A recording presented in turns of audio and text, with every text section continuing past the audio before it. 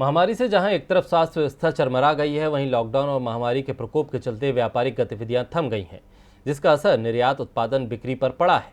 भारतीय अर्थव्यवस्था डगमगा रही है, जिसके बाद दुनिया भर की रेटिंग एजेंसियों ने भारत की आर्थिक वृद्धि दर का अनुमान घटा दिया है। S&P ग्लोबल रेटिंग्स ने बुधवार को चालू वित्त वर्ष के लिए भारत की जीडीपी वृद्धि दर के पूर्वानुमान को घटाकर 9.8% कर दिया। रेटिंग एजेंसी ने कहा कि महामारी की दूसरी लहर के चलते आर्थिक सुधार की गाड़ी पटरी से उतर सकती है। S&P ने मार्च में कहा था कि अर्थव्यवस्था को तेजी से खोलने और राजकोषीय प्रोत्साहनों के कारण वित्त वर्ष 2021-22 के दौरान भारत की वृद्धि दर 11% रह सकती है।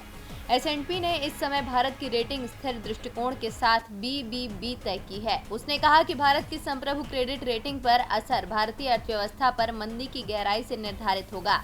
भारत सरकार की राजकोषीय स्थिति बेहद तंग है।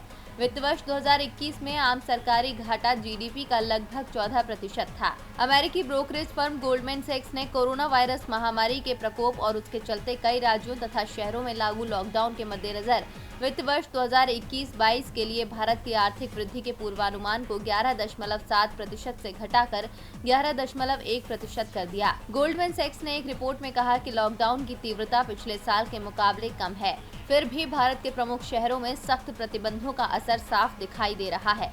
शहरों में सख्त लॉकडाउन में सेवाओं पर खास तौर से असर पड़ा है।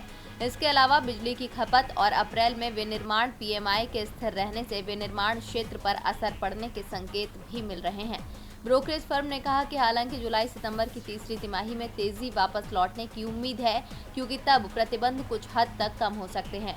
गोल्डमैन सैक्स का अनुमान है कि ऐसे हालात में वित्त वर्ष 2021-22 के दौरान भारत की जीडीपी वृद्धि दर 11.1% रह सकती है, जबकि पहले इसकी 11.7% रहने का अनुमान जताया गया था।